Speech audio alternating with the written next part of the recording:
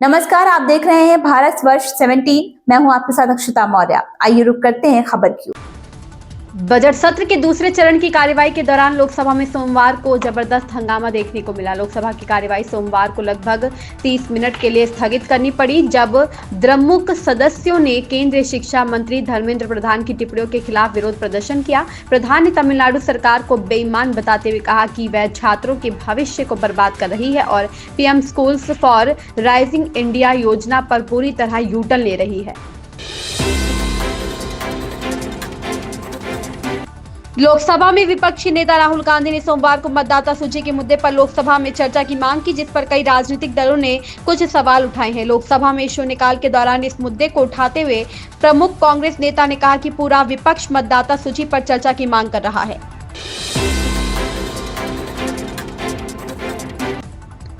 केंद्रीय मंत्री जीतन राम मांझी ने कहा कि एक देश एक चुनाव होना चाहिए जो देश के विकास में हित है। किसी को भ्रम नहीं होना चाहिए। ऐसा नहीं है कि आज नरेंद्र मोदी की सरकार सिर्फ ऐसा कर रही है। नौकरी के नाम पर विपक्षी पार्टी ख्याली पुलाव पका रहे हैं। उनके पास कुछ नहीं है जो वह नौकरी देंगे। उक्त बातें पत्रकारों से बातचीत करते हुए केंद्रीय मंत्री जीतन राम मांझी ने कही। उन्होंने कहा कि वह समाज के द्वारा परंपरागत से होली मिलन समारोह करते आ रहे हैं। जब चुनाव का माहौल आने वाला था, उस समय भी कार्यक्रम हुआ था। भारत द्वारा चैंपियंस ट्रॉफी 2025 का खिताब जीतने पर कांग्रेस सांसद शशि थरूर ने कहा, यह शानदार खबर है। यह बहुत मजबूत टीम है और उन्होंने अविश्वसनीय रूप से अच्छा खेला। यह टीम अजय रही है। वह T20 में विश्व चैंपियन रहे हैं। वह चैंपियंस ट्रॉफी में चैंपियंस के चैंपियन रहे हैं। हम बहुत मजबूत हैं और मुझे इस पर गर्व है। It's a fantastic news. I think this is a very strong team. They played incredibly well. And we all get the sense, honestly, that this team is invincible in the white ball format. They're world champions in T20. They're world champion of champions in the Champions Trophy. Now the World Cup still remains, that they're going to win that 2 years from now with a team like this. I'm not at all worried. When you think about the quality of the players who are not in the side, I mean, you'll get a second team that can be good enough to beat most of the rest of the world in white ball cricket. So we are very strong and I'm very proud of that. I was born in India where people were constantly used to losing. Now we're getting accustomed to it. JP Nadda ने विपक्ष पर निशाना साधते हुए कहा कि विपक्ष को बहस में कोई दिलचस्पी नहीं है। वह बस यह दिखाना चाहते हैं कि सरकार सवालों के जवाब नहीं देना चाहती है या बहस से बचना चाहती है। उन्होंने कहा कि सांसदों को अगले 10 दिनों में केंद्रीय बजट पर चर्चा के दौरान अपने मुद्दों को उठाने का मौका मिलेगा। महाराष्ट्र के मुख्यमंत्री देवेंद्र फडणवीस ने कहा है कि सभी लोग चाहते हैं कि मुगल शासक औरंगजेब का मकबरा हटाया जाए, लेकिन इसे कानूनी प्रक्रिया के तहत ही करना होगा। उन्होंने बताया कि पिछली कांग्रेस सरकार ने इस स्थल को भारतीय पुरातत्व सर्वेक्षण के संरक्षण में रखा था, इसलिए इसे हटाने के लिए कानून के दायरे में रहकर काम करना जरूरी होगा।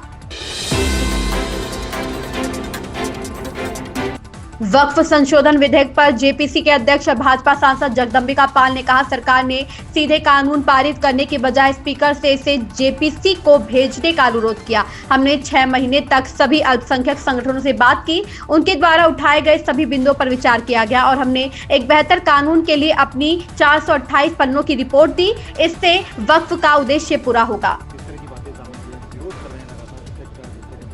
प्रजातंत्र में, लोकतंत्र में, जमहूरियत में अगर किसी कानून को बनाने का उसके पहले अगर उनको मौका दिया गया हो, उस कानून को सीधे कोई सरकार पार्लियामेंट पास करने के बजाय ज्वाइंट पार्लियामेंट्री कमेटी को रेफर करने के लिए स्पीकर से आग्रह किया हो और वो रेफर होने के बाद 6 महीने हमने all India Muslim personal law board हो, सभी वक्फ बोर्ड, सिया सुन्नी हो, माइनॉरिटी कमीशंस हो, जितने अक़लियत के अल्पसंख्यक तंजीम हैं, सबको बुलाया, 4-4, 3-3 घंटे एक लोगों को सुनाए और उनके द्वारा उठाए गए सब चीज़ों पर विचार किया गया और एक बेहतर कानून के लिए हमने अपनी 428 पेज की रिपोर्ट दी, जिससे अब एक बेहतर कानून बनेगा, जिससे वक्फ का जो उद्देश्य पूरा होगा। गरीब